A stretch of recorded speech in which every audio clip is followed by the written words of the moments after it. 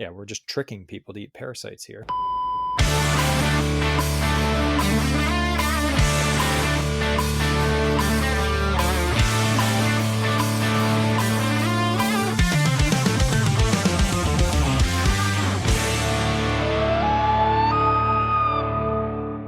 Welcome everyone to another episode of the Average Ontario Angling Fishing Podcast. I gotta say fishing in there for the algorithm. You know how that is, right, Jesse? Yep, you got to do it. And as you know, tradition states, as we always say, Jesse is sitting in with us too. And we have an interesting topic today. I know we say that pretty much every episode, but I'm here to promise you that this is an interesting topic because it's weird, it's creepy, it's freaky. Has to do with fishing, obviously, and we're going to let you know what that is in a little bit if you haven't already read the title and guessed it. But first off, we're going to have an interesting fishing fact from Jesse. Hit us with that IFF. All right, so this is more of like a public service announcement. AOA PSA. Yeah. This is a topic, it is something that everyone has to deal with. Absolutely everyone. So that is dehydration. It is summertime. It's hot outside. It's nice. The other day I was outside and my brain was frying. It was so hot. And I was like, man, I can't imagine being on the lake. But guess what? There are wackos all the time that go fishing in the heat. I know one. His name is Andrew. He knows one. His name is Jesse. So we all do it. It all happens. But I thought we could go over a few tips about dehydration, why you don't want to get it, and why it's important for you to know these facts as an angler, because it can be very serious. So if you didn't know, if you literally are a fish and you're just coming out of the water, what dehydration is, let's just cover this quick. It's easy. You guys all know this, but dehydration occurs when you lose more fluid than you're taking in and your body doesn't have enough water and other fluids to carry out its normal functions. So this is important, especially in the summer heat. Like, I was just saying to my wife, I love fishing in the summer to a certain extent, but to the other parts, I'm not really a fan. Like, you know, you go fishing in the summer and it's like at first in June, you're like, oh, this is nice. You take off your shirt and you're like, feel the sun on my skin. And then by like the dog days of like, you know, August, you're like, why is my skin peeling off? You know, or like you're just all moist all the time. It's, oh man, it's bad. So it can occur at any age. So if you're young, if you're old, it doesn't matter. If you don't drink enough water in hot weather, you can be in trouble. It makes the point that you can usually reverse mild to moderate dehydration simply by drinking more fluids. And we're going to talk about what fluids to drink. But if it gets to the point where it is severe dehydration, it becomes a big issue. And I know Andrew has a little story about that we'll talk about.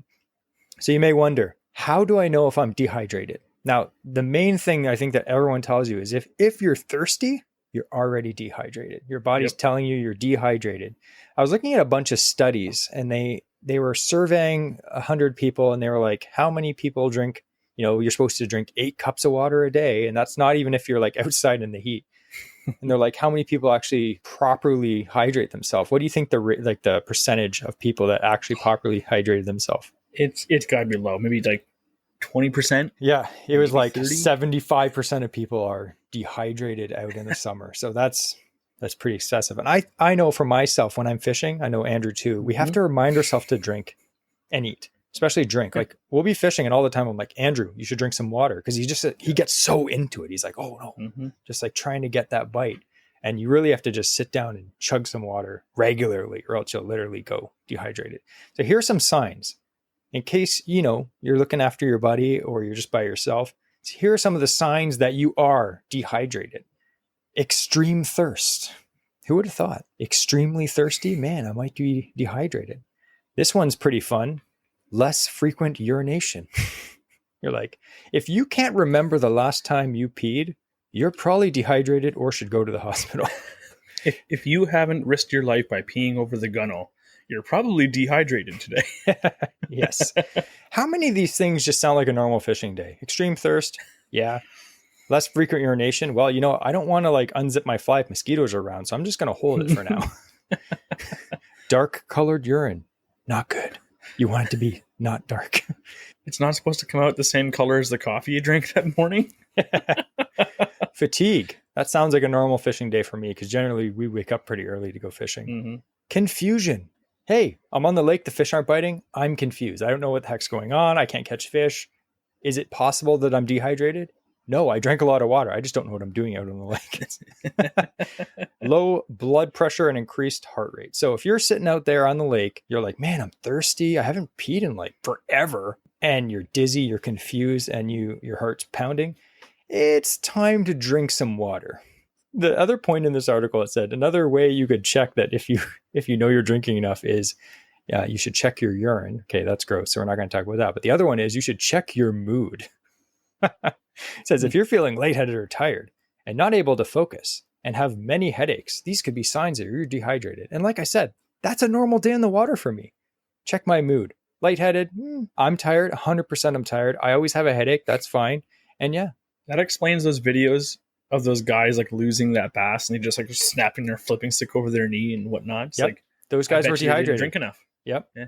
So what are the best drinks to drink if you're dehydrated? Water. Gatorade. Gatorade's good because it has electrolytes in it, and it actually has some sugar in it too, unless you're drinking Gatorade Zero. But sugar actually helps your body absorb electrolytes more efficiently. So that's cool. I didn't know that. I thought sugar was bad. No, sugar is good. Salt is also very good too. Because even in Gatorade, if you look at the list here, it's water, citric acid, sodium citrate, salt. So like the salt is already in here, which you might think is odd for something that quenches your thirst. But without enough salt in your body, no matter how much water you drink, it's just your kidneys can't do it. So they need to be able to retain that water, have that salt content as well. I'll just skip that next point that Andrew just covered. That's okay. So there's actually a drink I've been making myself the last year or so, and it's a homemade electrolyte rich drink. Like Andrew said, salt is in there for sure. So I love Gatorade, but hey, if you want to save a few bucks on Gatorade and spend that money on, fishing lures instead, you can actually make your own Gatorade, and it's actually really hydrating. So what you do is it's water, sea salt. Don't use like regular table salt. It has to be like some kind of a sea salt. And then you add lime or lemon juice into it as well. And the salt, the lemon juice, like the citrus and the water, it's all super hydrating. You actually hold it better. Like Andrew said, you're not just like drinking it and peeing it out. It actually helps hydrate you. Very good. Another awesome drink is coconut water. Yep. Coconut water is awesome, even though it tastes like old Fruit Loops. You're good. Now, what are some drinks that you shouldn't drink? And I'm not saying you can't crack a few beers with the boys out on the water. Well, I am saying that because beer is dehydrating. It actually dehydrates. Water on the water, beer on the pier. Andrew's such an old man. Make sure you drink that beer on the pier, suckers. And the reason why it was a big thing for me is because I saw my dad get extremely dehydrated to the point where he couldn't talk. He was like his muscles were all like clamped up and he couldn't move. He's stuck in a ball and they had to rush him to hospital. He was an IV for almost a full day trying to get his fluids back up. And it wasn't crazy exertion. He was playing some ball hockey with us at a family reunion. He wasn't drinking water. He had like maybe a couple beers that afternoon, but he figured he's drinking something, right? He's intaking some fluids. He had coffee that morning, but he didn't drink any water or anything. Everything he drank that day was a diuretic. It was coffee with caffeine and beer with alcohol. He didn't notice an issue until he just realized his tongue was essentially swollen in his mouth, where he couldn't speak proper and he couldn't move properly. And that was a big like wake up call for a lot around in the family. But then once I was on the safety, once I was a safety guy at some jobs, there's always a big thing, noticing dehydration effects if you're fishing with someone or working with someone, and then obviously drinking enough water even when you're not thirsty at the time. I know we made the rule when I worked at the spraying oil for undercarriage in cars. It was a rule on those, like anything, it was like plus 25 or plus 30. And in the shop, it was like plus 35. It was ridiculous. Humidex feels like 45. It was every half hour, everyone drinks a cup of water. We'd set a timer and it was like, I don't care what, you're drinking that cup of water every single half hour just so that you won't get dehydrated. Yeah. So that's very important in especially the summer months, but even in the winter time. Ice fishing, if guys go out and they don't bring water, they just bring a case of beer and sit on the ice for all day, chances are you two are going to get dehydrated. Yeah. And one of the tips would be, if you are going to drink, let's just say beer, because you probably shouldn't be drinking hard liquor out on the water, but if you're going to be drinking beer, mix in some water with it to help you keep hydrated. So other drinks that, like Andrew said, They're diuretics. They dehydrate you to a certain extent. Soft drinks, coffee, alcohol. Avoid those things, especially if you're just out there trying to enjoy yourself and, not be serious about fishing. You're probably not listening to this podcast. This podcast is for serious anglers. Those guys and girls that are just like, they're laser focused on the fish. So one of the main benefits of being hydrated is sharper mind. I want my mind to be sharp, like a razor blade. Split decisions. Fish over there. Skip under a dock. You're dehydrated. You skip under a dock. That's not even a dock. That's a picnic table up on the lawn of that lady's house.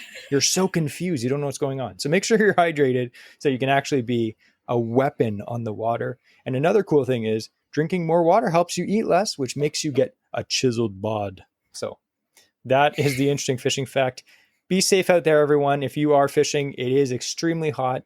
This is Canada. It's not cold all the time. It actually gets stupid hot in the summer in some places.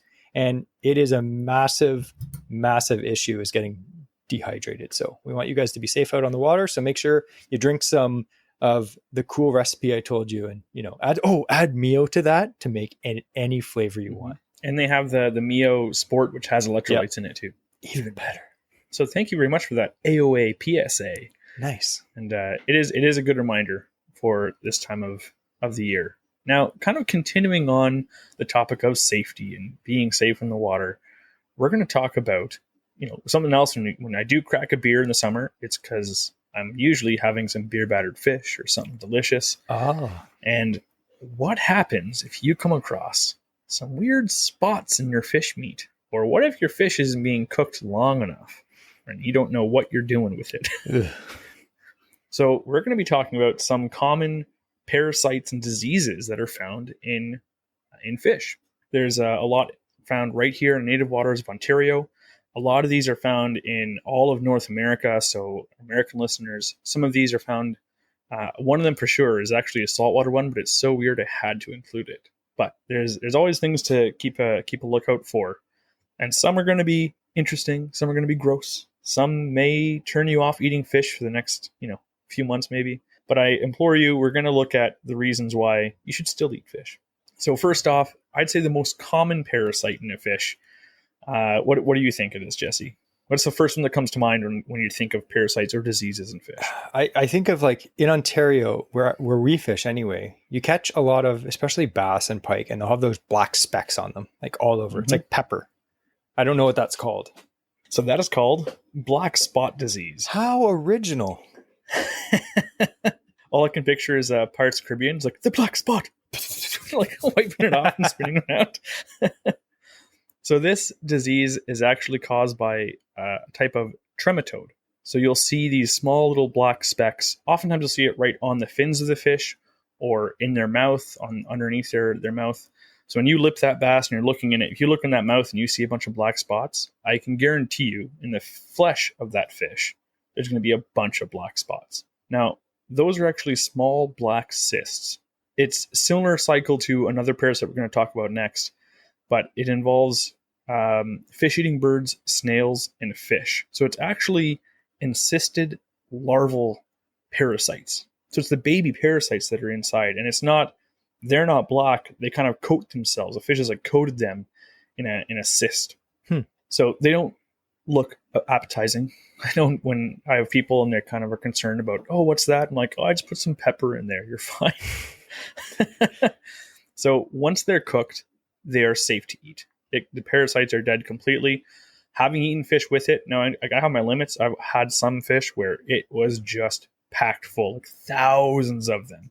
I'm like, okay, I don't want that. It's unappetizing. Yeah. But a few here and there, the black spots can be very difficult to remove sometimes from the fish, especially if you have more than a couple in there.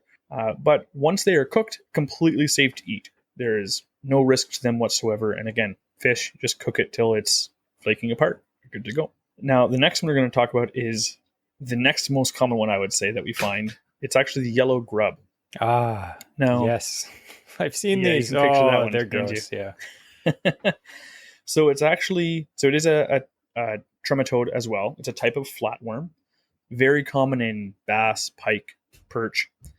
And the yellow grub, they're usually found in the muscle of the fish. So you don't really see them on the skin or in the fins, anything like that.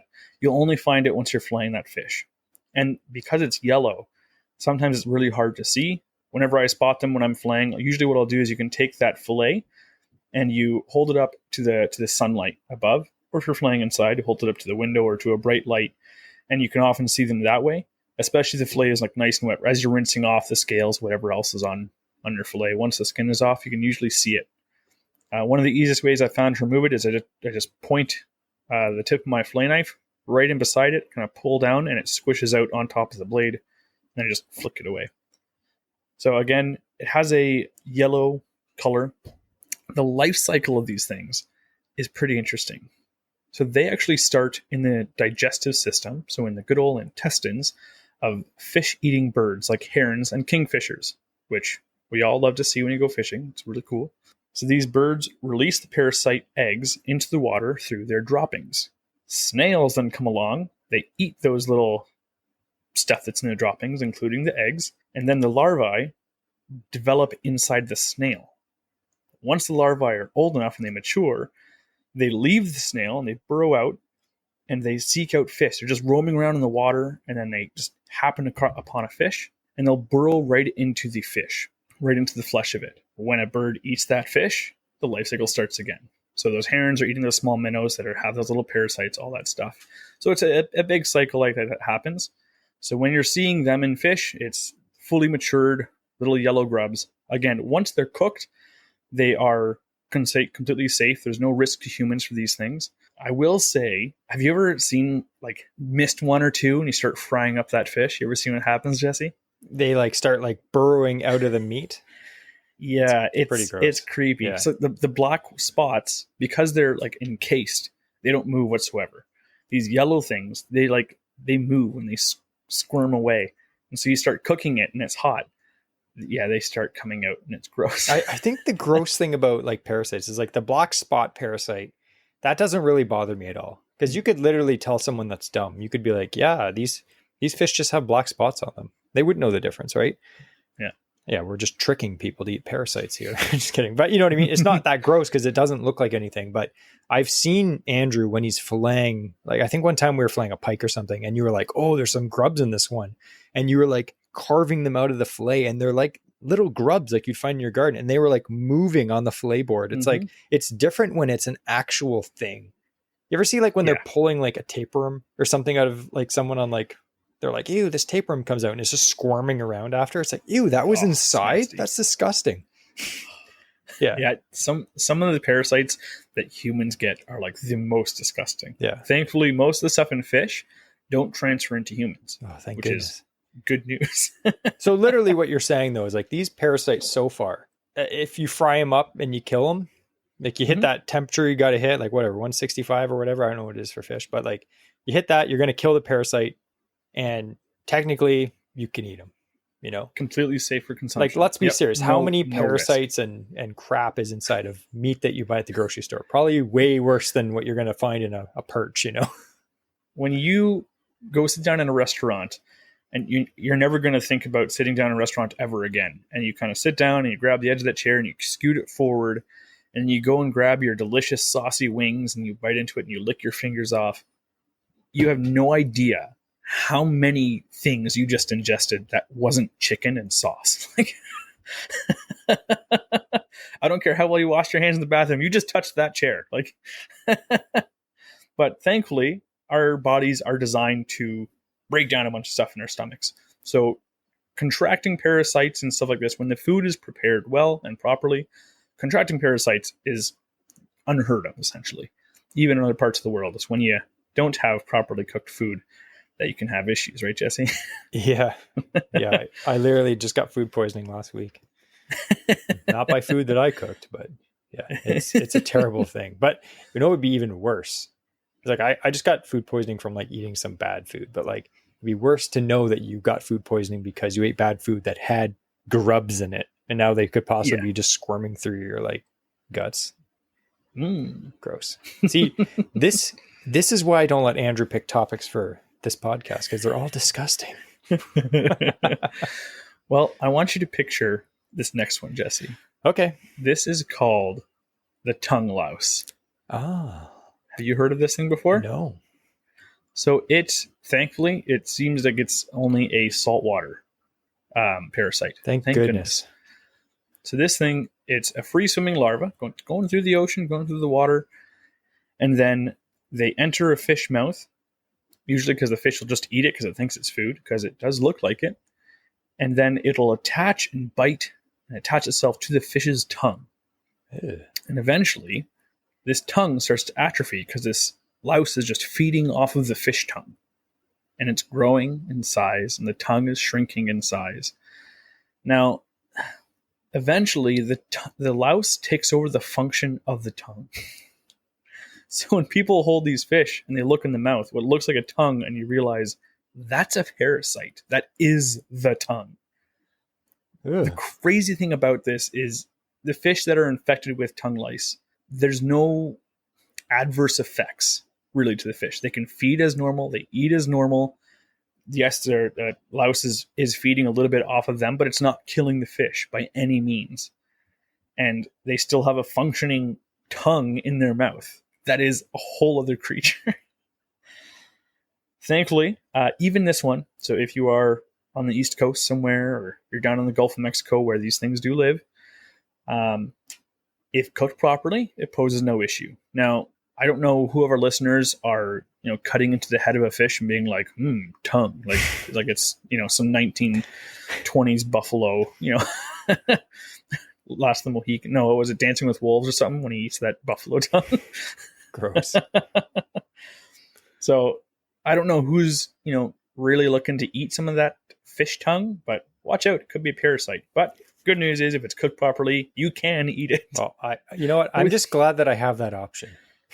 Yeah. Imagine to me, it freaks me out. Imagine if that happened to us, if there was the human tongue louse, and it was and you open your tongue mouth and your tongue has legs. Imagine that. You turn up the next podcast episode. It's like, I'm going to English podcast. Everything is A-okay. It's like, Andrew, you sound terrible today. I am not mind controlled by a parasite. So going back into some native fish, what would you say is the highest ranked and the most classic Ontario fish that people eat? Salmon. Salmon? As an Ontario? Okay, that's fair. That's a fair point. I was looking for walleye. Oh, I was going to say pickerel, but okay. I guess if you're a true Canadian, you'd probably call it pickerel. Although, as we discussed before, walleye is the accurate terminology. So, walleye, they are highly sought after. People from the States often come into these fly-in trips. The Fishing Canada show, half their episodes is them catching walleye. It's what people like to do in Canada. It's what they think about Canada for. Now, one of the things, and I had learned about this recently, we all know that eating freshwater fish raw is dangerous because you have parasites. Again, the ones we already talked about, they're safe once the fish has been prepared and cooked properly. So here's another one that is extremely common. I didn't realize it was this common. The tapeworm. Now, if ingested raw, it is exactly what you think of. It is the tapeworm that we all are afraid of. And it can lead to various different conditions, abdominal discomfort, diarrhea, weight loss. I mean, that sounds good, but you don't want all that medical stuff that goes along with that. So again, thankfully, cooking the fish kills the tapeworm. So when it's cooked, it's safe to eat. But some of the guys and stuff from up in the northern lakes and stuff on these fly-in trips, when you talk to them, have you ever seen tapeworms? And they recognize them, and you'll see them when you cut the skin off the walleye. Apparently, if you look, there's often tapeworms right in that flesh, right against the skin, and it's not the yellow grub, it's not the black spot disease, it's tapeworms. Gross. And it's something that I've eaten a bunch of walleye. At some point in my life, I've probably ingested a tapeworm. Thankfully, I cook all my fish. So if you haven't figured out the common thread to be safe is cook your fish. It's usually a good guideline. Yeah. Cook the food before you eat it. Even if it's pre-cooked like hot dogs. Those of you who go out there and just eat cold hot dogs out of the package, you're weird. Hey, just kidding. Jesse's like, that's me when I go camping. That's disgusting.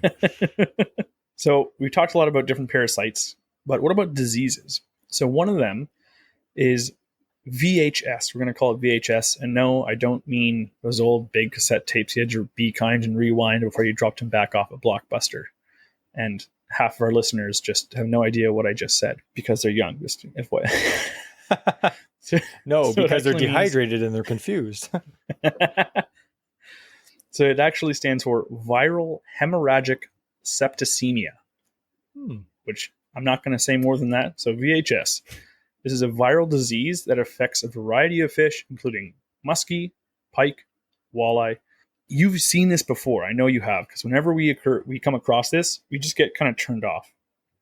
So the symptoms include hemorrhaging of the fish's eyes, skin, gills, and internal organs, leading to high mortality rates in infected populations. So have you ever caught like a fish and its eye is like all bloody? And I don't mean like a rock bass. I mean where its eye is naturally red. You can catch a largemouth bass and his eye is like getting like swollen and it's bloody looking. And you didn't send a hook through that eye before it happened. Like, Yeah. So that is VHS. And that will happen oftentimes in these fish species, and essentially they die off from it because it's internal bleeding. So unfortunately, it is around. It is spread through the water and other infected fish. There is no known cure for this. So we do our best. This is another reason why transferring fish from one body of water to another can be so dangerous, because if it's an infected fish with this and you introduce it to a whole new population, there are also that whole lake, a body of water, is now affected. And pretty much all the fish in there can contract this and will just die. Not all at once, but I mean, you're going to have some die-offs because of this in the water. Mm-hmm. Thankfully, it does not pose any risk to humans. And a fish that does have VHS, it can be consumed if they appear healthy and are cooked thoroughly. So, if you're concerned, if I saw a fish like this in this water before, I can't eat anything else because maybe it has it. Like, no, it's okay as long as it's a healthy looking fish. But I know there have been times like we'll catch a fish and we look and like, what's that giant weird red lump on the side of that thing? Like, that looks disgusting. Oh, we'll let this one go because we're nice guys. So here's another one. Going back to parasites, we talked about the tongue louse. What about the eye fluke? Ew. Jesse's gonna sleep well tonight. So these are there's a specific species of these. There's multiple versions of these parasites, but specifically, I think it's called Diplostomum. It infects the eyes of fish, leading to cataracts or even blindness. So you'll often see what it'll do is these fluke larvae, they penetrate the fish eyes and they cause cloudiness and vision impairment. So sometimes you'll see a fish and it just has like a really cloudy eye, and you think, oh, maybe a hook hit it or something like that in a previous fisherman encounter or something like that, or maybe it was born that way and had a weird eye forever. But it's actually most likely the eye fluke that you're seeing the evidence of in these fish. And like I said, it just infects just the eyes of the fish for some reason. The life cycle for these little guys, again, it involves fish-eating birds, snails, and fish. So that same cycle. Those dang snails, I tell you, they're troublemakers. I wonder if the amount of cormorants we have now, I know we've always had fish-eating birds, like herons, like gulls, all that stuff. But I wonder if cormorants, just because they poop so much right in the water, if it's going to lead to an increase of some of these things, perhaps, or has led to an increase. I have no research on that. Take it as you will. That's just me speculating on the ball. Now, while it can sound disturbing, fish that have been infected with eye flukes are safe to eat after cooking. The parasites, they die during the cooking process again and are no risk to humans. So again, what's the main rule we're hearing, Jesse? No eating raw fish. That's right. Even saltwater fish, when you go get sushi and they say, oh, like fresh, saltwater, fresh tuna or whatever, fresh salmon, and you're eating that delicious sashimi on that platter, that fish itself, even though it's from salt water and people may think, oh, you can just eat it straight from the water, you're good to go. Even that has been specially prepared by freezing it. I think it's minus 18 degrees for 3 days. Same thing can be done with freshwater fish, and then it too would be sushi grade. It is clean fish. So it has to be for a special like deep freeze freezer for 3 days, and then that kills any bacteria or parasites that are in it. And then it gets thawed, gets sent to these sushi restaurants, and then it's the fresh as it can be. It does not mean it was never frozen. It was.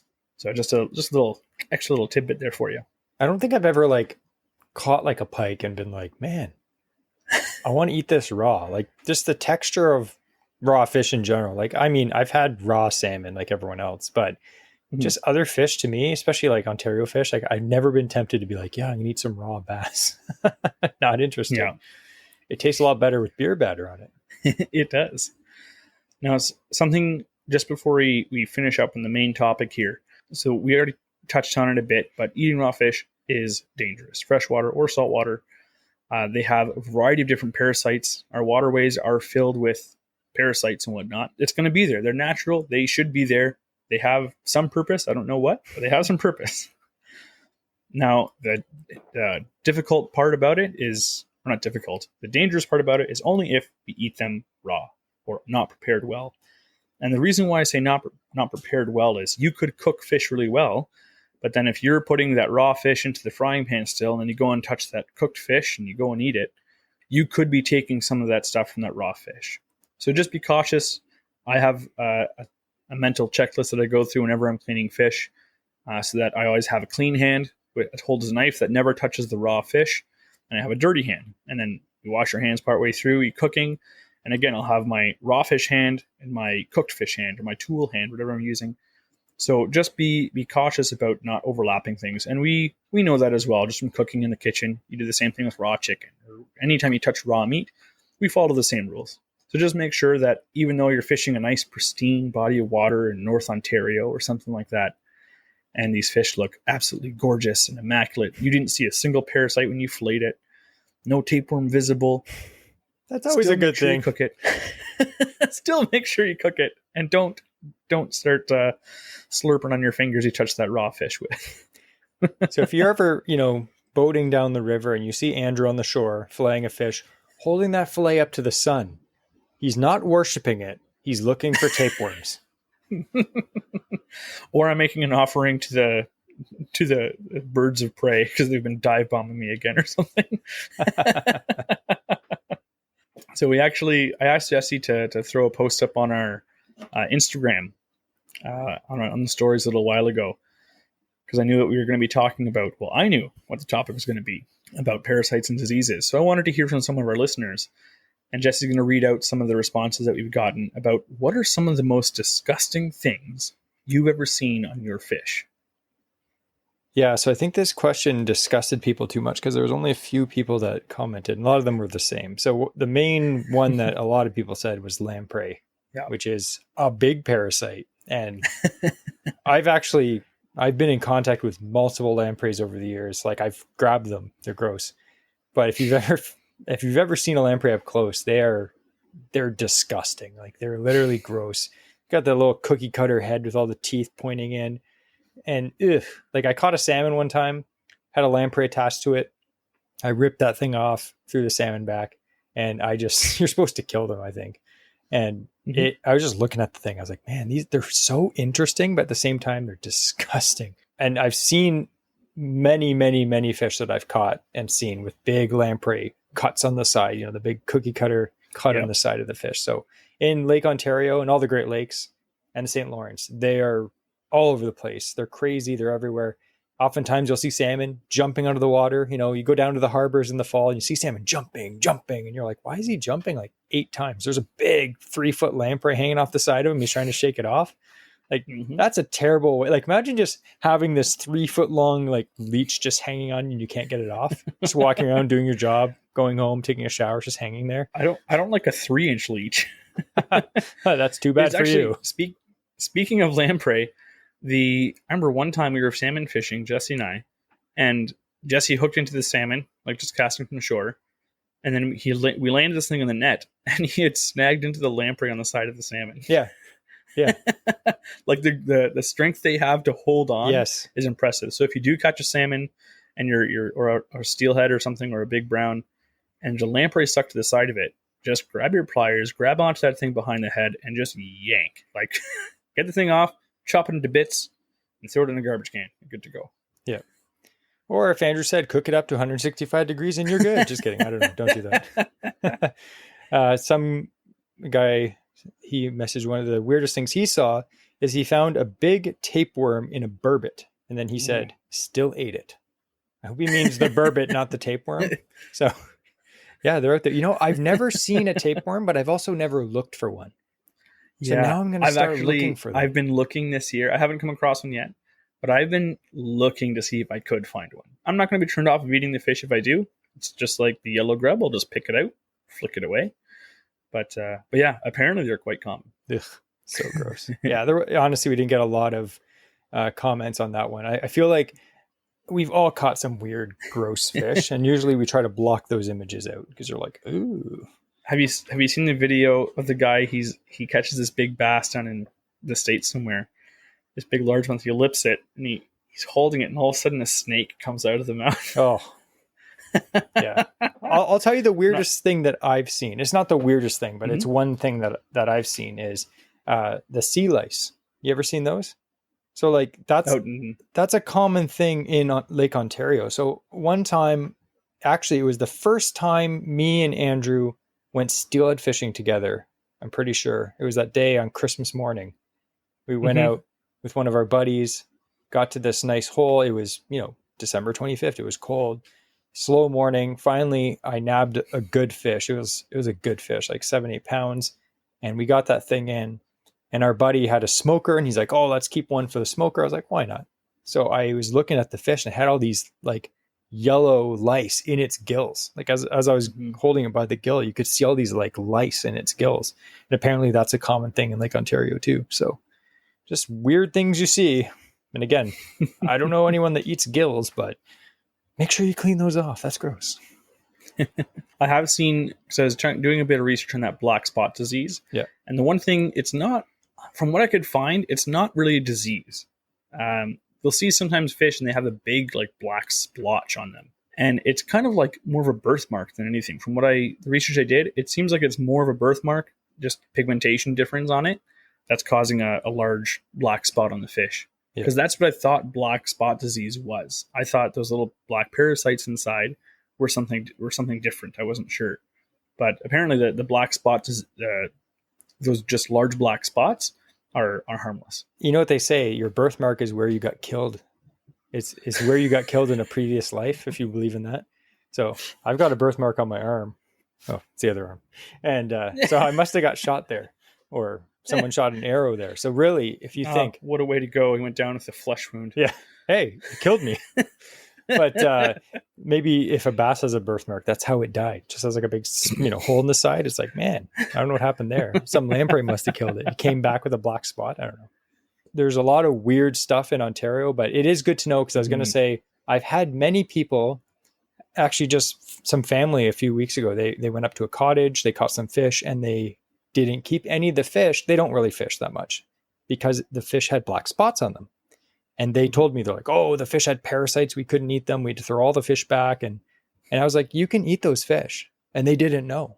Like, and I mean, it's a very, it's understandable why they said that. Like, obviously, if you didn't know anything about fishing and you're like, this fish has parasites, you wouldn't be like, it's probably fine. I'll eat it anyway. So they took the safer option. But in reality, I was like, no, that's fine. You can eat those fish. Because they showed me, and they were just the regular black spots that you see on half the lakes in Ontario. But it's a good topic because there's so many different things you can see in fish, and like half the things you talked about today, I didn't even know were in fish. So it's good to know, especially the tapeworm thing. That's disgusting. And another thing too, like with the black spot disease, again, that I would have to say is the most common thing I experience in Ontario fishing. And the one thing that Jesse and I have kind of learned over the years is, before, we never really took note of what the fish looked like externally, and we start filleting it and we're like, oh man, this thing is absolutely loaded with it. Like I remember the one I caught at the cottage, Jesse, and I filleted it, and there was like millions of these things in it. It looked like half of the flesh was black spots. Yeah. It was ridiculous. And it came out of a super warm, shallow bay where I caught the smallmouth. And we find that the warmer water, you get a lot more of these parasites in if you're catching the fish in a warmer area. The colder water fish, again, could be the same species, same body of water, but the ones you're catching in a bit deeper water, or by river mouths and whatnot, usually are a little bit cleaner overall. But what I found is you can actually kind of, like I was saying, if you lip the fish, or the bass especially, pike is another one that often has a lot of those spots, although more often than not, pike, they have a lot of it in the fins and on the skin, but not too much in the meat itself, which is another reason why I like eating pike. But you can look inside the mouth and see how far and how much is on the tongue. It's not going to be a tongue lice. That doesn't exist in freshwater, thankfully. But look how many black spots are on the tongue. And that's kind of a fleshy part of the fish that you can kind of see, like, hey, there's lots of them there. If you're seeing a few on the fins outside, there's going to be some in the flesh. But I find once the tongue is just like loaded with them, usually all the flesh in that fish is also going to be packed with those little black spots. So if you are being choosy and you don't like to eat fish that have an absurd amount of those, I understand. I don't like to either. So those are the ones that I'll just take a couple seconds, look at, observe, and then throw those back. Yeah, definitely. Well, I'm not going to eat fish for a while. Thanks, Andrew. So I do have some news. AOA news, which is something we haven't done in a few weeks/months. So I thought we could just go through some of these things. Not everything. There's tons of stuff we could do every week, but I like to think that some people, they like to keep up with certain things and other people don't. Like, some people are like, oh, did you watch Bassmaster last week? And I'm like, a little bit. And some people are obsessed with it. Some people don't even care at all. So try to go through different things. But I'd like to give a shout out to Bianca from BH Anglers.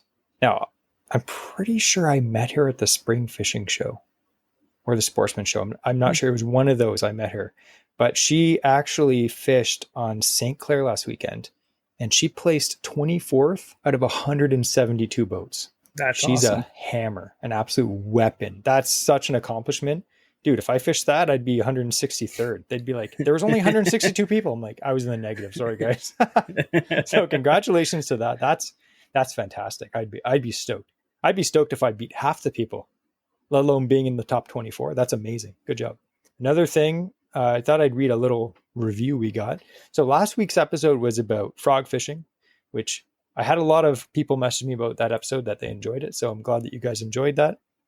Had a bunch of people buy the Z-Man goat toads with good success. I had a few people send me pictures of bass they caught over the last weekend.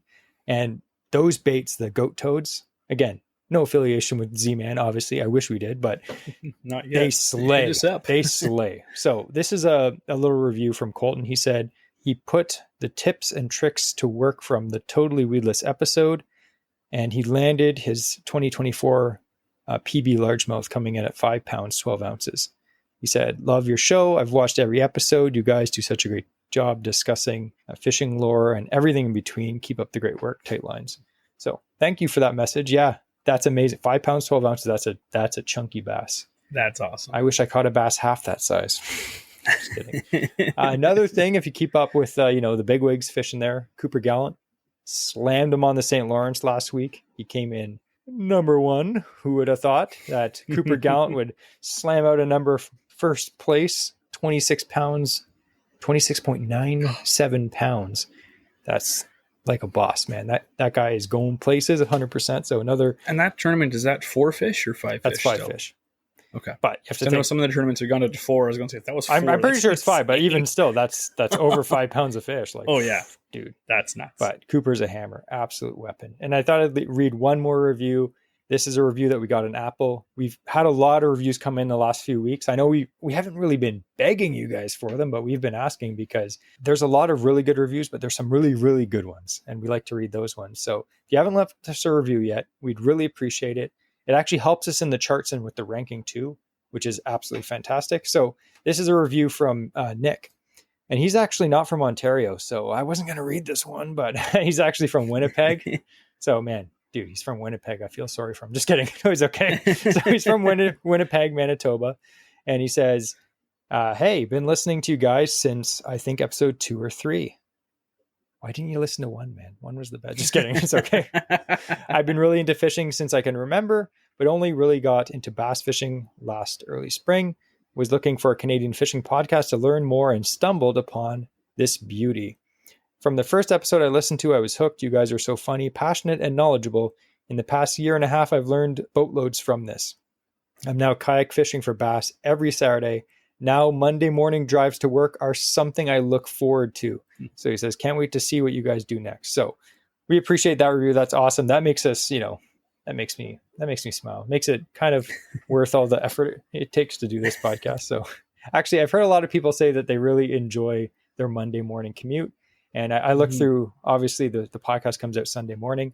A lot of people listen to it Sunday, but the most downloads we get is on Monday. So a lot of people are listening it on the way to work. So, the commute sucks. A lot of people drive pretty far to work. So if you're listening to this and you're on your way to work, unfortunately, after the weekend, we're glad that your morning commute is, a little bit better. And, one day, maybe, if we start doing more podcasts, this isn't going to happen.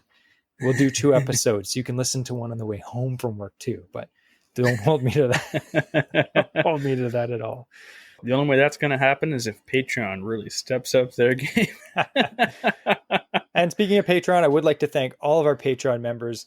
You guys are awesome. Yes. We've actually got a bunch of new recent members, which is fantastic. We actually just did draws for the last 4 giveaways the other day. We gave away tons of stuff that we deal with some of our sponsors. We gave away, $75 worth of blackfly lures. We gave away $75 worth of Jeff's jigs, like hair jigs, marabou jigs. We gave away $120 pack of stealth tackle musky leaders. We got more giveaways coming up. So if you want to help support the show and all the hard work that goes into doing this every single week for as little as $2 a month, you can donate. You're automatically entered into those giveaways. And it gives you a warm, fuzzy feeling helping me and Andrew cover the costs of the show so that we don't go broke because we spend all our money on fishing lures. Yeah, and we are going to be, as a little sneak preview, speaking of fishing lures, shortly, in perhaps the next episode or shortly thereafter, we're going to be talking about some of the newest lures to hit the market. Now, it's not because we've tried them. Unfortunately, we aren't on the inside track for things like that yet. But I am super excited because, as you know, Jesse he's a gear junkie. I'm a real tackle guy. I love seeing the new weird tackle stuff. I'm going to buy half of the things that come out. But iCast is, if you're listening to this now, it's probably come out, or I think iCast is finished now. Yeah, it was last week. By the time this episode is released. Yep. So we're going to be talking about some of the things that are announced there that we are excited about and would like to try using ourselves, and perhaps can help lighten your pocketbooks as well and make you want to try using some of these things too. Yeah, there's a lot of cool, I found last year at iCast, it was crap. There was nothing really good came out, in my opinion. We were considering doing an episode like this last year until we saw it was announced, and we're like, meh. Yeah. But looking at the kind of preview list of it now, before it's even completed, there's a lot of cool stuff. I'm pretty excited about a lot of these things. We'll give you some sneak peeks, but there's a lot, right now, as we're recording this, iCast hasn't happened yet, but they've had a few of the, preview products that some of the companies, some of the stuff they haven't released it yet, but by the time you're listening to this, iCast will have passed and we'll have seen all the good stuff. But there's a bunch of stuff. They always have some of the iCast stuff. And oh, this is new, but it's stuff that's been out for a year already. You're this isn't new. We already have this stuff, Or in some cases, been out for 50 years. Yeah. So some of the stuff I've already seen at the stores. For instance, the Evergreen Combat Rat. That thing looks sick. It's got such a cool wobble. It's already at Gagnon Sports. I've seen it. It's there. So that's not it's something that you're going to be oh, that's new. It's no, we've already seen it. It's cool. But a bunch of cool stuff coming out. Great Lakes Finesse. We had Dan from Great Lakes Finesse on our podcast in the spring. That's an awesome episode. I'll put the link below for that episode. That's a great episode about, finesse fishing for smallmouth bass. He has a lot of products coming out. They've been dropping little sneak peeks here and there. They're dropping not just 1 or 2 things, a ton of stuff, and it all looks super awesome. It's all top notch. When Dan releases something, it's not something that's already exists. It's something that is unique, and you instantly look at it and you're like, holy crap, that's gonna kill. Or why didn't anyone think of this before? You know what I mean? So there's a bunch of stuff that he's coming out with that looks amazing, super cool. There's some old stuff. There's some stuff from brands like Head-In and Rebel that it's either updated versions or just stuff that they brought back that I'm excited about. So that's going to be cool. I know Andrew, some of his favorite lures, they got a bit of a paint job facelift, so he's excited for that. Rapala has we'll talk about Crush City for a second quick. This is my little rant. So if you're not familiar with Crush City, Rapala has their own brand or line of soft plastics. Rapala is a monster company. They have a massive budget. So when they come out with something, generally speaking, it's good. You know, like you have to think there's 50 other things that they tried and just scrapped. Yeah. So I was skeptical about any brand that just comes out with soft plastic. I'm like, dude, it's going to be just like anything else. And like, I'm not like, I like Rapala stuff. It's great, right? You know, no big deal for me. When I saw their soft plastic stuff, I was like, I could take it or leave it. It looks like everything else. I tried it. It's actually really good. Like, it's good. Like, the stuff is really good. Some of their patterns, it's just great. Like the craw, the Ned bait, like it's all just really good stuff. It's all original patterns. Maybe like similar to what you're. I think they knocked off a few Japanese things, but it's pretty good. And they have the range was pretty good. But then I noticed that some of the new iCast stuff coming out, they just expanded the line and there's all this new stuff. And I'm like, wow, okay, that's cool. So if you're into that kind of stuff, I know like we like to support our local guys that make plastics too. We like to try all different stuff, but if you're into Rapala, some new stuff coming out looks pretty cool. They have some new deep diving jerk baits. They have some new topwaters coming out. That's fantastic. A lot of crankbaits. Oh, there's so much stuff. One of our favorite lures just got better. We're going to talk about that next week, but the jackhammer, or not the jackhammer, the Z-Man tungsten chatterbait Evo. So one thing I was super excited to see too, which again, we're going to go more into, but with the gear side, there's a few more things from BFS. Yes. That is coming out. And I'm glad to see, I knew it would. BFS has been growing for years, but the fact that there's like a bunch of different things that have been released from different manufacturers for the gear side of it is fantastic. So I'm excited. I might have to pick up a couple more things myself. Yep. People complain that when we talk about things that they feel they have to go buy it, or the girlfriends or boyfriends of people are like, oh, like every time they listen to an episode, they have to go to the store and buy what you just talked about. And I just want to let you know that we know exactly how that feels, because we read an article or like, oh, here's a list of stuff from iCast and we got to go to the store and buy it. Yeah. Do we need it? Absolutely not. We're the same thing. Yeah, we do the same thing. So yeah, there's a bunch of stuff coming out from Daiwa. Like we're big, we're Daiwa fanboys. We're Shimano fanboys too. Like I like them all, but there's a lot of we're going to get into this next week. There's tons of good stuff from Daiwa coming out. Daiwa they hit the nail on the head so many times for like just good value and price points that so does Shimano though. Like Shimano, like they have some stuff coming out that's just so good. I just want to buy, like, I don't need it at all. I just want to try it. Like, I wish they had like a leasing program. It's like, yeah, lease this reel for 3 months. Like, okay, after the summer, trade it in, get the new one. I don't know. But I'm excited. There's lots of stuff coming out. There's really cool series of rods coming out from St. Croix, a bunch of other brands. Like, we're going to go into everything. And again, this is stuff that we're just going to speculate about and, talk about our opinions about. Because like we've used a ton of stuff. But at the same time, I hate when people do reviews and it's like, I'm going to review this and they just got it. It's like, you can't review that. Like, well, the box is a beautiful glossy color and you can tell by the cardboard quality. It's they didn't skimp on the packaging. Like, I don't care. Does it catch fish? Exactly. So I'm excited for that. Yeah. Next week's episode is going to be an absolutely killer one, and it won't make your stomach turn like this week. So thanks again, Andrew, for that amazing episode. It's funny because I got the stomach flu. Or I got food poisoning and I was just out of it. I was like, usually we try to, record a week ahead. And Andrew's like, oh, do you want to record? And I was like, dude, I feel like trash. And he's like, okay, I'll come up with a topic. And I was so out of it. I was like, okay, yeah. Okay, good. And then he's like, yeah, it's about parasites. I was like, of course it is. I'm glad that my situation just enlightens you to, get the creativity, the juices flowing in your brain. Hopefully the tapeworms aren't in there too. No, there's a whole other type of parasite that's living in my brain. So yeah, I thought the plumbing glue would have killed all those.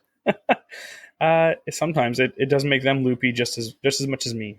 But we want to thank all of our listeners again for sticking with us on this, as Jesse said, perhaps stomach churning episode. Maybe people like thrillers and horror stuff. Maybe they really liked this episode. If you did, please leave us a review. If you didn't, leave a review on the next one that you do like. No bad reviews. We're actually been doing really good. Like Jesse said, we've had a lot of awesome reviews. So again, we encourage, if you haven't done so already, or if you want to leave another one, or if you want to revise or extend one you already made, by all means, do so. Please do so on whatever streaming platform you listen to us on. We love hearing that feedback when you get the opportunity. If it's one that's you put a lot of thought into, and I know Jesse and I, we love reading them. So if we like it enough, we might read it on an episode, and we'll mention your name. Now, before we go, we have the quote of the week. So hit us with that, Jesse. If when you're reeling in a fish and it doesn't fight, just know inside of its flesh, a parasite may bite.